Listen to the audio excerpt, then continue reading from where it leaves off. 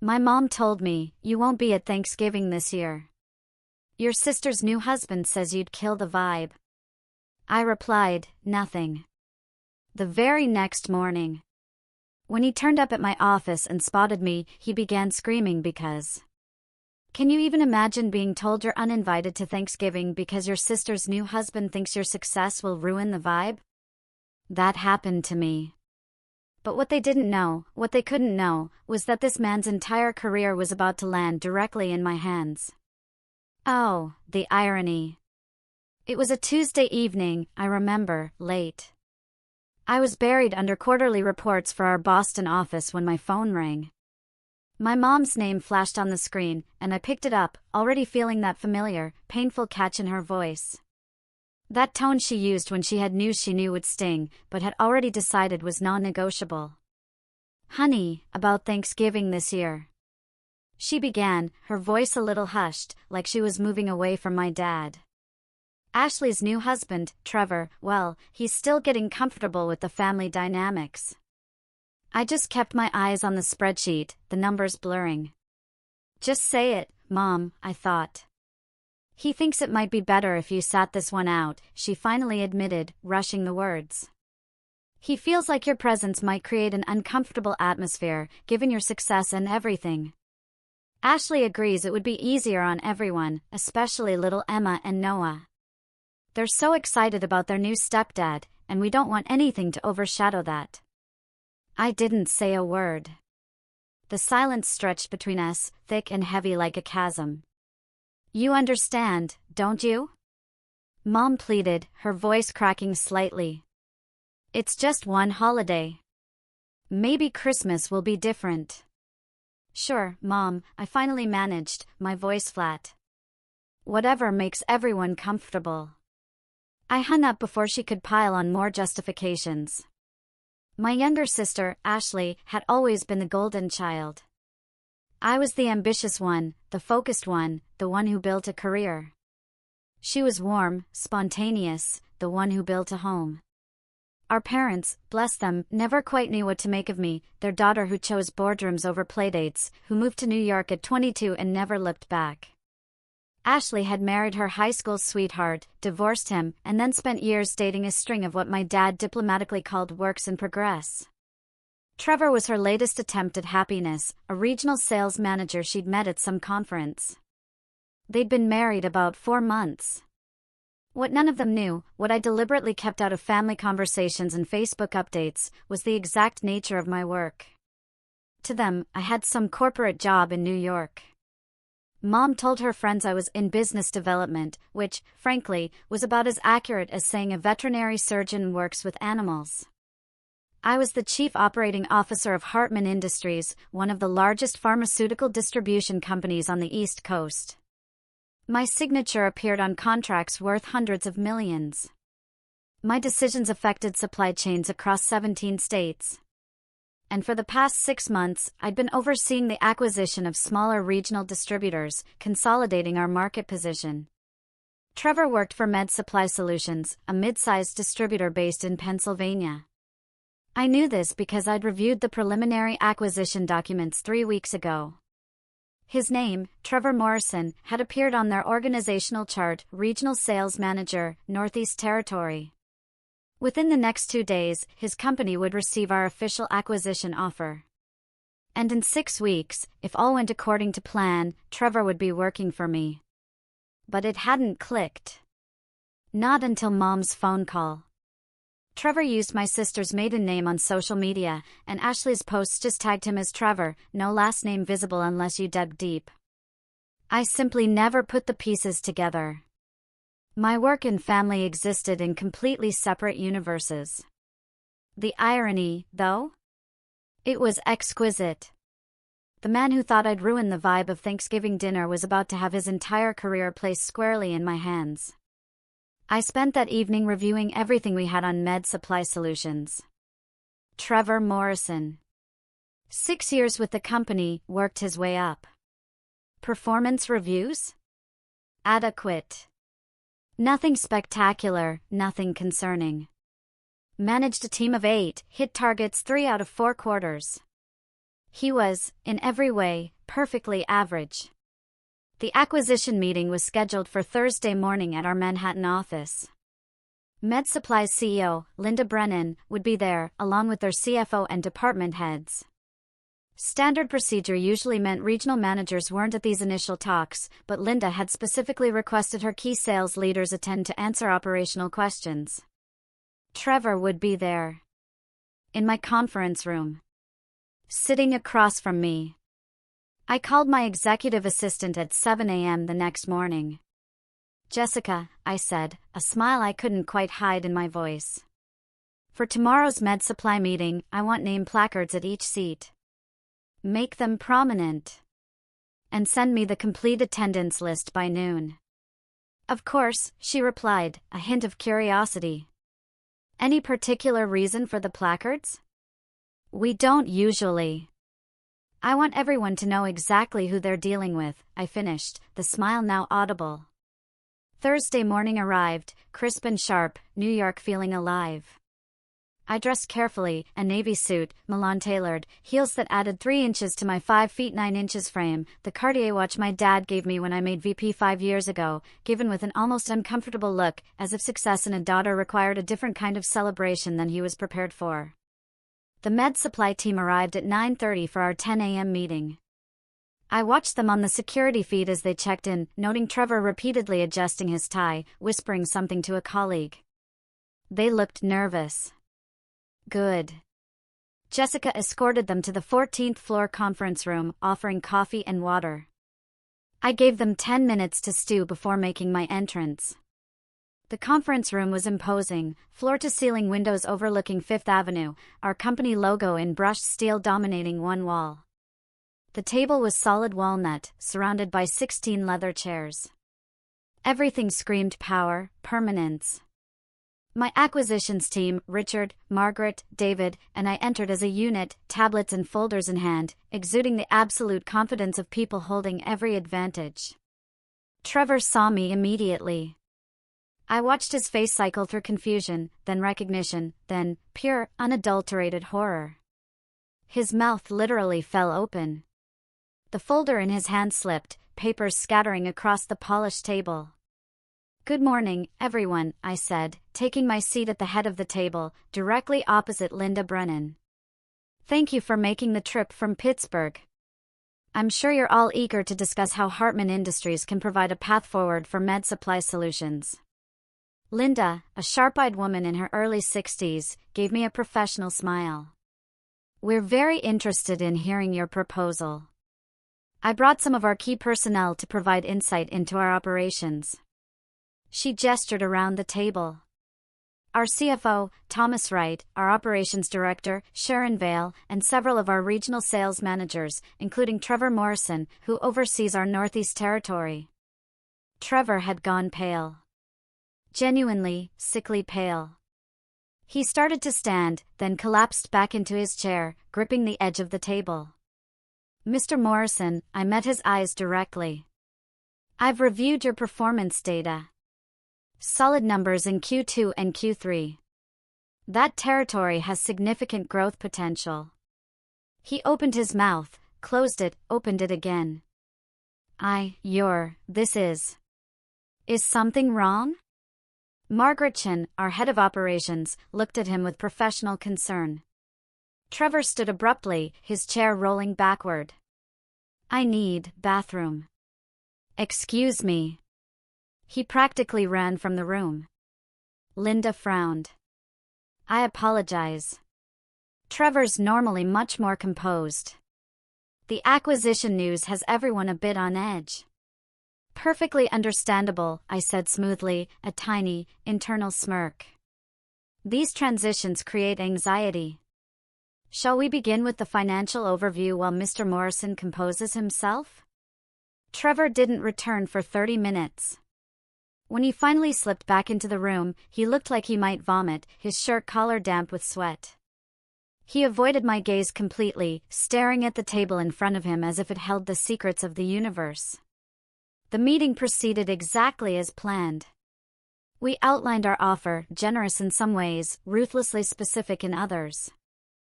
Hartman Industries would acquire 100% of Med Supply Solutions assets. Current leadership would remain during a 6-month transition period. After that, organizational restructuring would be evaluated on a case-by-case basis. I made sure to emphasize that last point, looking directly at Trevor. We value talent and proven performance, I stated. Those who demonstrate value to the new organization will find opportunities for growth. Those who don't meet our standards will obviously need to pursue other options. Trevor actually whimpered. A quiet sound, but in the hushed conference room, several heads turned. When the meeting concluded, Linda approached me, her handshake firm. Excellent work. I think we can move forward productively. May I ask, Trevor seemed to have some kind of reaction to you. Do you two have history? You could say that, I smiled, a genuine, satisfied smile. He's married to my sister. Linda's eyebrows shot up. Your sister? And he didn't know you were. We keep family and business separate. Or at least, I do. I handed her my card. Have your legal team review our proposal. We can schedule a follow-up for next week. As the Med Supply team filed out, Trevor lingered near the door. He looked like a man heading to his own execution. Ms. Hartwell? His voice cracked. Could I speak with you privately? I checked my watch. I have 15 minutes before my next meeting. The room cleared. Trevor closed the door, turned to face me, and I could see him struggling to find words. You're Ashley's sister. Her older sister. Who works in business development in New York. He said it like an accusation. That's what I tell the family, I confirmed, still standing, maintaining the power dynamic. They're not interested in the details of corporate operations. You're going to fire me. His voice was flat. That depends entirely on your performance and value to the organization post-acquisition. Ashley said you were successful, but she didn't. Jesus Christ, you're the COO of Hartman Industries. He ran his hands through his hair. And I told her you'd ruin Thanksgiving. I said you were too caught up in your own success to care about family. Is there a question in there somewhere, Mr. Morrison? He flinched at the formality. Are you doing this because of what I said? About Thanksgiving? I let the silence stretch, long and uncomfortable. Let him squirm. I didn't know you worked for Med Supply until after my mother's phone call, I said finally. The acquisition has been in progress for months. Your employment situation has nothing to do with family politics and everything to do with whether you're an asset worth keeping. But you could fire me now. You could make sure I'm cut in the restructuring. I could. I picked up my tablet. The question is whether you've given me a reason to. Trevor's face went through several expressions: fear, anger, calculation. What do you want? I want you to do your job competently. I want you to prove your worth the salary Med Supply pays you. And I want you to understand that your position in my family gives you exactly zero leverage in this building. I paused. And Thanksgiving? I smiled then, and it wasn't kind. That's a family matter. I suggest you discuss it with your wife. He left, looking shell-shocked. I had another meeting in 20 minutes, so I pushed the entire interaction into a mental compartment labeled handled and moved on with my day. Ashley called that evening while I was at the gym. I let it go to voicemail, then listened to the message cooling down on the treadmill. Nat, it's me. Trevor just got home and he's freaking out about something at work. He says you're his new boss? That can't be right. Call me back, please. This is really confusing. I finished my workout, showered, ordered Thai food, and called her back at 8:30. Explain to me what's happening. Ashley's voice had that edge of panic she got when life stopped following her script. Trevor says you're some big executive at the company buying his company. Is that true? Yes. My voice was neutral, factual. Yes, it is. Oh my God, Nat, what the hell? You never said you were. We thought you did marketing or something. I'm Chief Operating Officer of Hartman Industries. We're acquiring med supply solutions. Trevor attended the initial meeting this morning. Oh my God. Oh my God, Nat. Is he going to lose his job? We have a mortgage. Emma needs braces. Noah's in that special reading program that costs. His job status depends on his performance, just like everyone else in the organization. Performance? He's great at his job. He's been promoted twice. Then he has nothing to worry about. I paused. How was Mom's call to you? Did she mention uninviting me from Thanksgiving? Silence. Complete silence on the other end. Ashley? That was Trevor's idea. Her voice went small. He said it might be awkward having you there because you're single and successful, and he didn't want Mom and Dad making comparisons all day. I thought he was being silly, but Mom agreed it might be easier and I went along with it. You went along with uninviting me from family Thanksgiving because your husband of 4 months felt insecure? When you say it like that, it sounds terrible. How else should I say it? More silence. Then, can you please not fire him? Please. I know we screwed up about Thanksgiving, and I'm sorry, but Trevor's a good guy. He's good to me and the kids. He made a mistake. I thought about Trevor's face in that conference room. The fear, the dawning realization that the world wasn't arranged the way he'd assumed. I'm not going to fire him, Ashley. Not unless he gives me a professional reason to. I took a breath. But I need you to understand something.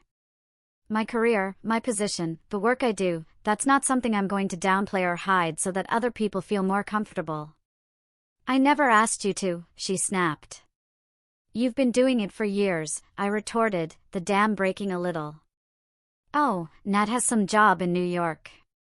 Nat's too busy to come home for Easter. Nat's so focused on work, she forgot what matters. I've listened to it every holiday for a decade. Ashley's breath hitched. We don't understand your life. It's so different from ours. Have you ever tried to understand it? Asked what I actually do? Shown any interest beyond whether I'll be at the next family gathering? No response. Tell Trevor to do his job well, and he'll be fine. Tell Mom and Dad I'll be spending Thanksgiving in New York.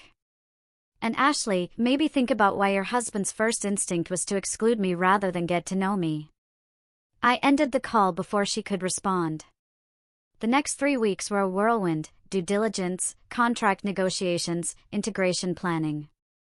Trevor kept his head down and performed adequately. Nothing spectacular, nothing worth firing him over. He was professional in all our interactions, which were mercifully few. The week before Thanksgiving, Dad called. Your mother's upset about the holiday situation, he said without preamble. Says you're not coming home. That's correct. Because of Ashley and Trevor. Because I wasn't invited, Dad. There's a difference. He sighed. That familiar sound of male discomfort with emotional complexity. Your sister feels terrible. Trevor feels like an idiot. Your mother's been crying. And yet, I mused, nobody thought to actually call and re-invite me. Interesting. I'm calling, he insisted. Come home for Thanksgiving. We'll all sit down and work this out like adults. Will we? I challenged. Will Trevor apologize for deciding I was too successful to include? Will Ashley acknowledge that she chose her new husband's comfort over her own sister? Will Mom admit she took the easy path instead of defending her own daughter? Dad was quiet for a long moment. When did you get so hard, Natalie? The question landed like a punch. When I realized being soft meant being erased, Dad, I shot back, my voice trembling slightly. When I understood that my accomplishments made everyone uncomfortable.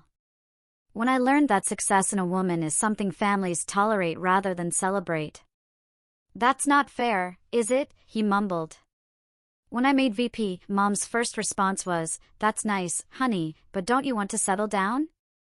When I bought my apartment in Manhattan, you asked if I was sure I could afford it.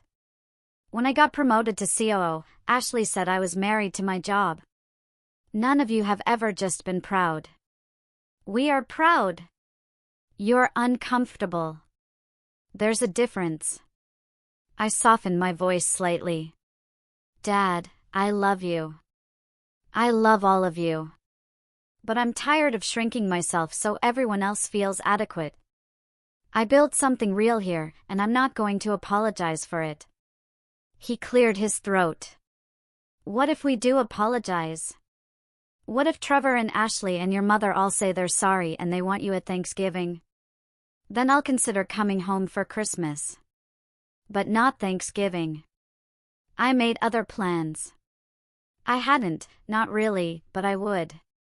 Dad accepted this with the resignation of a man who knew he was outmaneuvered. Your mother won't like it. My mother will survive. Give Emma and Noah my love. Thanksgiving Day, I volunteered at a soup kitchen in Queens. The nonprofit director, a fierce woman named Carmen who'd built the organization from nothing, reminded me why the work mattered. We served 400 meals. I got gravy on my cashmere sweater and laughed more than I had in months. My phone buzzed constantly, texts from Ashley, calls from Mom, even a message from Trevor that said simply, "I'm sorry. I was an idiot. You deserved better." I responded to that one. Yes, I did. Do better. The med supply acquisition closed the week after Thanksgiving. Linda Brennan stayed on as a regional president. Most of the staff kept their positions. Trevor remained as Northeast Regional Sales Manager, reporting to a new VP I'd hired from our Chicago office, Marcus Henderson. The integration process revealed more about Trevor than I'd expected. During the first month, I received weekly reports from all regional managers. Trevor's were meticulous, detailed client lists, territory analysis, competitive landscape assessments. He was trying, really trying. But it was during a routine check-in with Marcus that I got the fuller picture. Morrison's an interesting case, Marcus said, leaning back in his office chair. He's competent enough, but there's something else going on with him. He stays late every night, comes in early, double-checks everything before it hits my desk. Sounds like dedication. Or terror. Marcus gave me a knowing look. His colleagues mentioned something about a family connection to you. True? He married my younger sister in July. Marcus whistled low. That explains the hypervigilance. He's trying to prove he's not getting special treatment. Is he getting special treatment? Hell no. If anything, I'm harder on him because of the connection. Don't want anyone thinking nepotism flows upward. He pulled something up on his computer. But here's what's interesting. His Q4 numbers are tracking 22% above his Q3 performance. His client retention is up. He closed 2 deals last week that his predecessor had marked as dead ends. I considered this information carefully. So, fear is working as a motivator, for now. But sustainable performance comes from confidence, not anxiety. The guy needs to understand that doing good work is enough. That he doesn't have to be perfect to be valued. Sound advice, Marcus agreed, the kind that separates decent managers from great ones. Talk to him. Let him know where he stands. Use actual metrics, not vague reassurances. He nodded. Will do. And for what it's worth, whatever family drama preceded the situation, he seems to genuinely respect you now. Mentions you in team meetings sometimes. Ms. Hartwell's standards this, the COO's expectations that. It's almost reverential.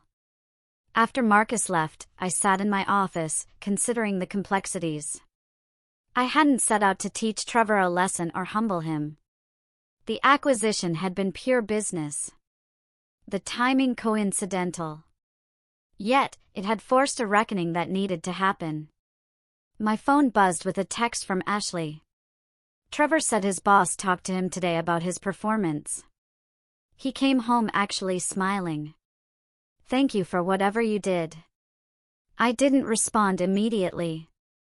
Instead, I opened my email and found a message Trevor had sent that morning. A routine status update on a client pitch. Professional. Thorough. No hint of the personal turmoil underneath. That evening, I did something I rarely allowed myself. I scrolled through Ashley's Facebook feed, looking at the family life I'd kept at arm's length for years. Photos of Emma's dance recital. Noah dressed as a dinosaur for Halloween. Ashley and Trevor at some charity event, both smiling, his arm around her waist. Then I saw a post from 3 weeks ago, right after the acquisition announcement went public. Ashley had shared a news article about the Hartman Med Supply merger with the caption, "So proud of my brilliant sister. She's changing the industry." The comment section was filled with responses. "Aunt Paula, your sister is absolutely remarkable." "Dad's brother, Uncle Keith, that's our Natalie." Even Mom had commented, "She's always been extraordinary. We're blessed to have her." It was strange seeing my professional accomplishments filtered through the lens of family pride. For so long, those worlds had remained separate. My success was something they acknowledged but never quite embraced. Now, forced by circumstance to confront exactly what I'd built, they seemed genuinely impressed rather than vaguely uncomfortable. But there was a darker thread in some comments too. A cousin I barely knew had written, "Must be nice to have all that power. Hope she remembers where she came from." Someone else, a family friend, "Career women always sacrifice something. Money isn't everything." Ashley had responded to both with fierce defenses.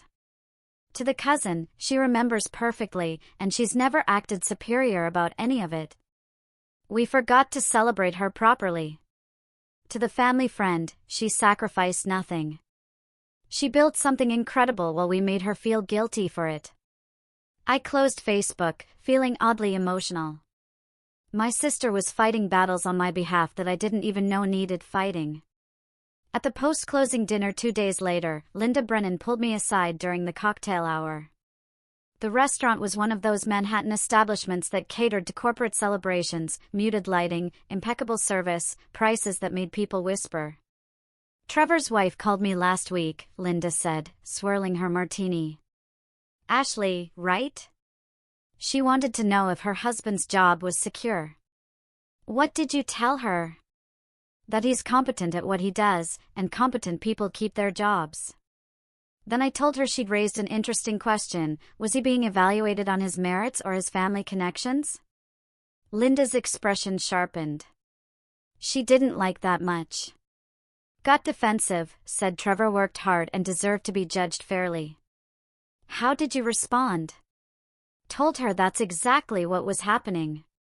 Fair evaluation. No favoritism in either direction. She paused, studying my face. She also asked me something else. "Wanted to know if you were the vindictive type." The question hung in the air. Around us, executives mingled, celebrating a successful deal. The ambient noise of success. "What did you tell her?" "That in my 15 years of working with you across 3 different companies, I've never seen you make a decision based on personal feelings. You're ruthless about results, but fair about people." Linda took a sip of her drink. Then I asked her why she was worried, why she thought her sister might be vindictive. And she got quiet. Then she said something interesting. She said, "We hurt her."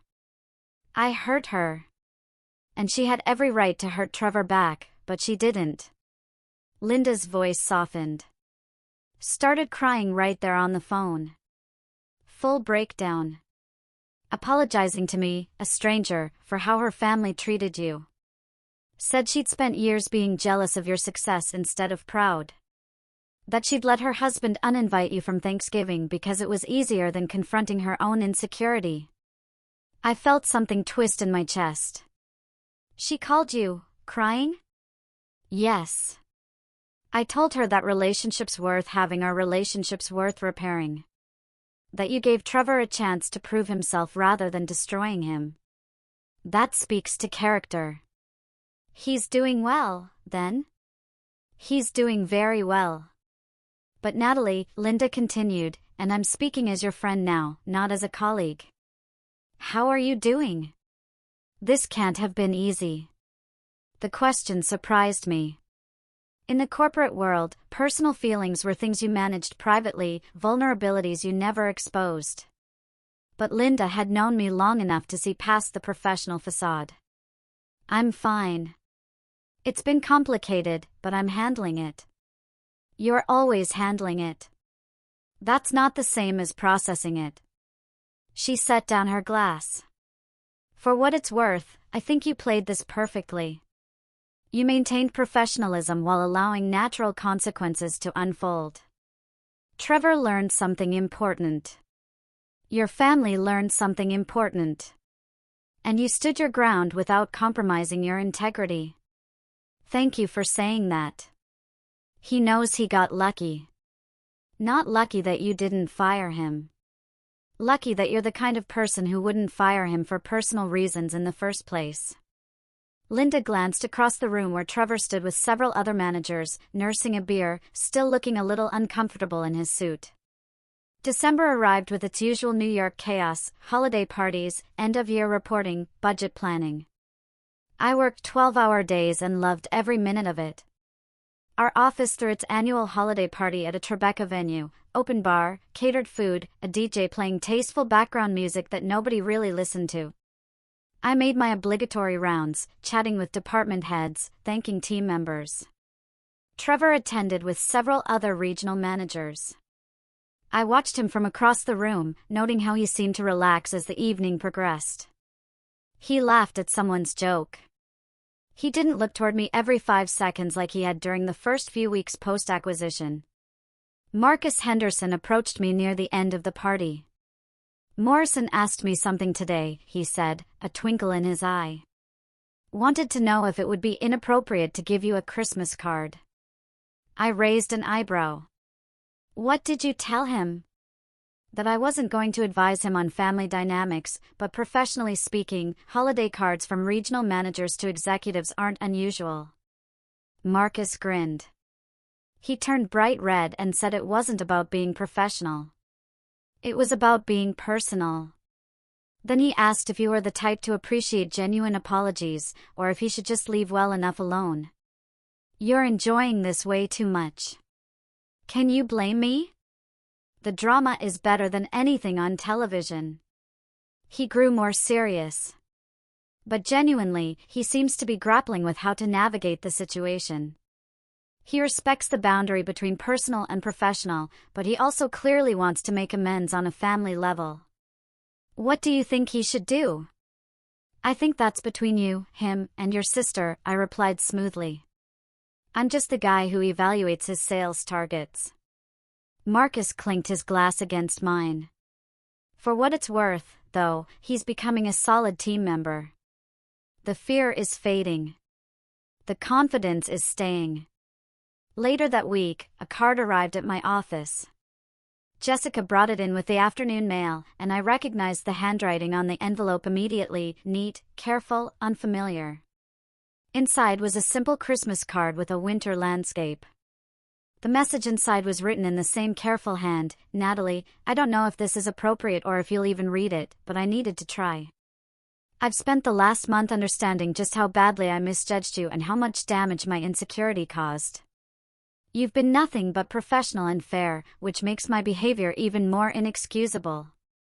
I convinced Ashley to exclude you from Thanksgiving because I felt threatened by your success. I told myself it was about family dynamics, but really, it was about my own inadequacy. Meeting you, really meeting you, understanding who you are and what you've built, showed me how small I'd been.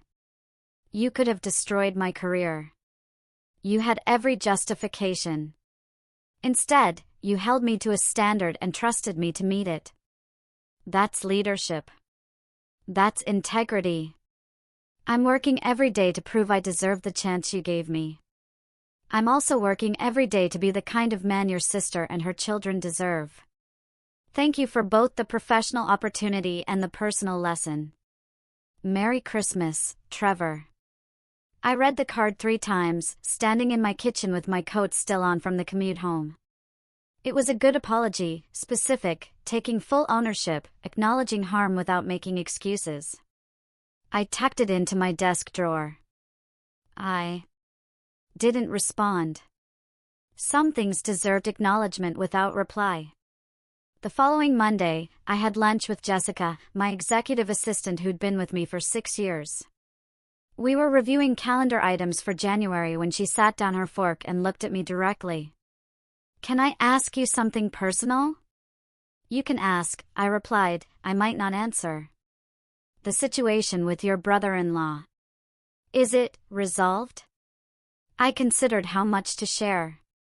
Jessica knew more about my life than most people. She fielded family calls, booked flights home for emergencies, sent flowers for birthdays I'd otherwise forget. She'd earned some honesty. It's complicated.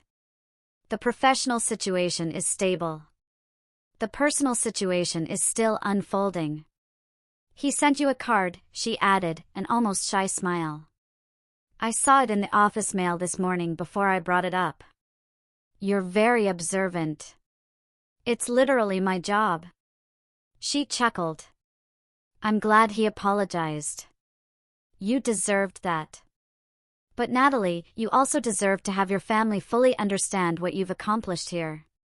Not just respect it from a distance, but really get it. I'm not sure that's possible. Their lives are so different from mine. Have you ever tried to show them?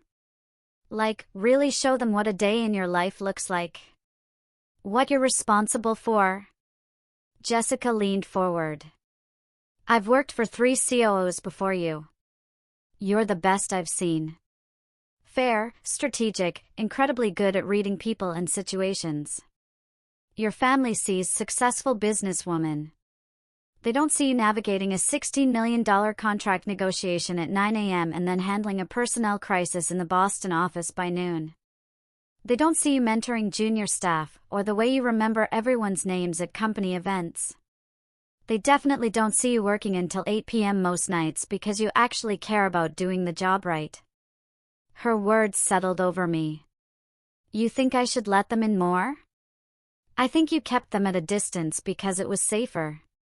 Because their lack of understanding hurt less if you didn't try to make them understand. But now they're trying. Maybe it's worth meeting them halfway. 2 weeks before Christmas, Ashley called.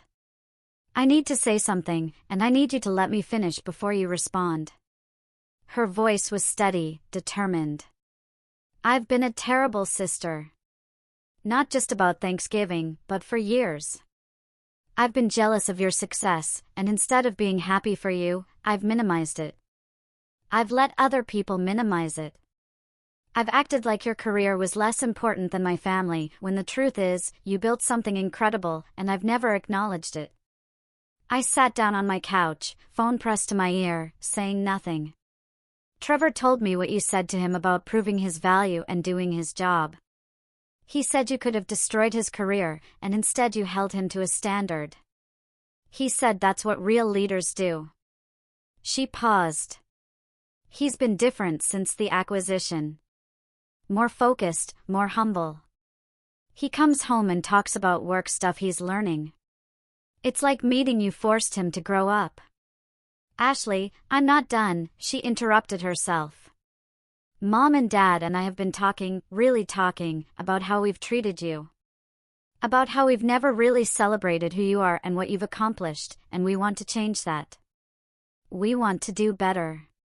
My throat tightened. That's a nice sentiment. It's more than sentiment. Dad Googled you. Like, really Googled you. He found that article in Forbes about women in pharmaceutical leadership.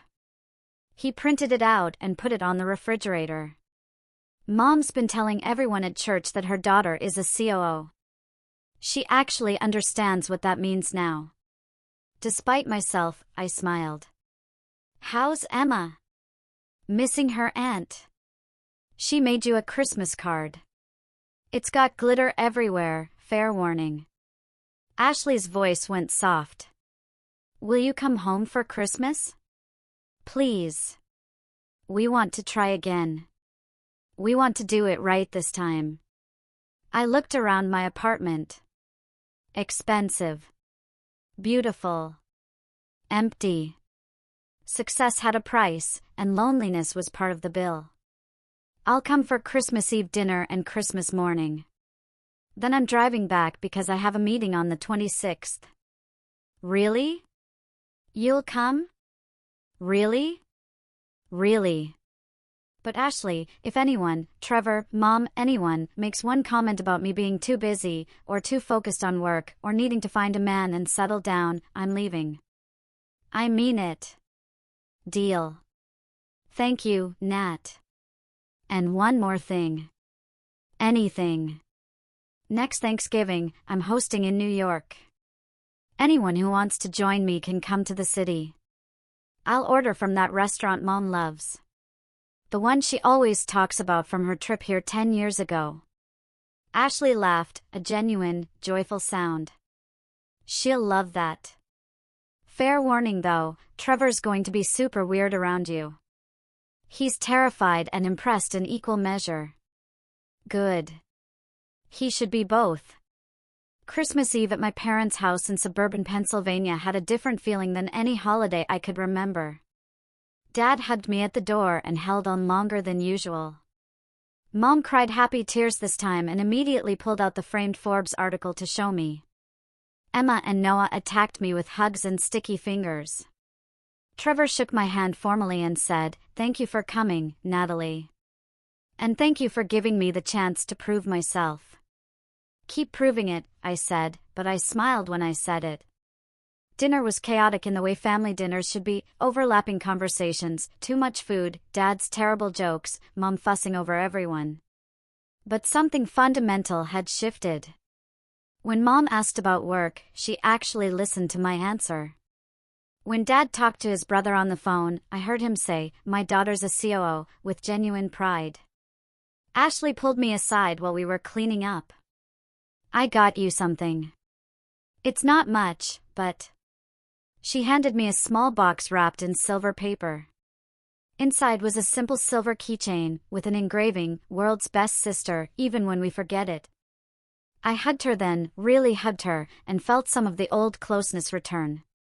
Later that night, after Emma and Noah were in bed and the adults were having coffee, Trevor cleared his throat. "I owe everyone an apology," he began, looking directly at me. "But especially Natalie. I was intimidated by your success before I even met you properly." Ashley talked about her sister in New York, and instead of being curious or supportive, I felt threatened. When I found out what you really do, who you really are, I panicked. I thought you'd judge me, or look down on our family. And now? And now? I prompted gently. Now I understand that you've never been the problem. My insecurity was. You've been nothing but professional and fair. You held me to a standard and trusted me to meet it. That's more respect than I deserved. He looked at Ashley. And I'm sorry I asked you to exclude your sister from our family. That was wrong. Mom was crying again. Dad looked uncomfortable but nodded approvingly. Ashley squeezed Trevor's hand. "Thank you for saying that," I said, my voice thick with emotion. "And for the record, I never wanted to be separate from this family. I just wanted to be myself and have that be enough." "It is enough," Mom said, reaching for my hand. "It's more than enough, sweetheart. We're so sorry it took us this long to show you that." We stayed up talking until midnight, and it felt like something had healed. The conversations flowed naturally about work, about family, about everything. Nobody diminished my career or suggested I was missing out by not having kids. Nobody made jokes about me being married to my job. Christmas morning was pure chaos with Emma and Noah tearing through presents. Dad gave me a leather portfolio with Natalie Hartwell, COO, embossed on the front. Mom gave me a photo album filled with family pictures spanning 3 decades, with a note on the first page, so you remember where you come from, and so we remember to celebrate where you've gone. I drove back to New York on Christmas afternoon with a full heart and a backseat full of leftovers Mom had insisted I take. The city welcomed me back with its usual indifference, traffic, noise, energy. My apartment was quiet, but no longer lonely. Work resumed after the holidays with the intensity I'd always thrived on. Trevor sent me a quarterly report in mid-January that showed a 15% increase in his territory's numbers. The note attached said simply, "Thank you for the opportunity to prove myself." I forwarded it to Linda with a message, "This is what good management looks like." Ashley and I started talking every week. Real conversations about our lives, our challenges, our hopes. She asked questions about my work that showed genuine interest. I asked about Emma's school play and Noah's soccer games. We were rebuilding something better than what we had before. In March, I was featured in a Wall Street Journal piece about women in leadership.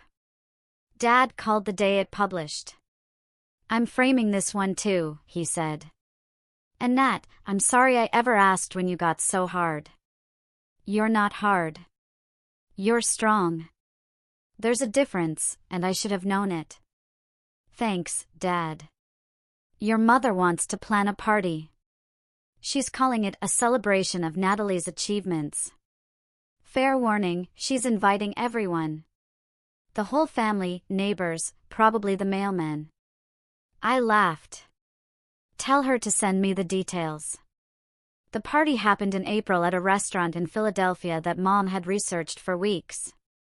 Extended family came, aunts, uncles, cousins I hadn't seen in years.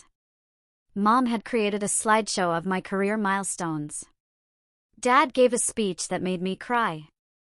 Ashley stood up toward the end of the evening. "I want to say something about my sister.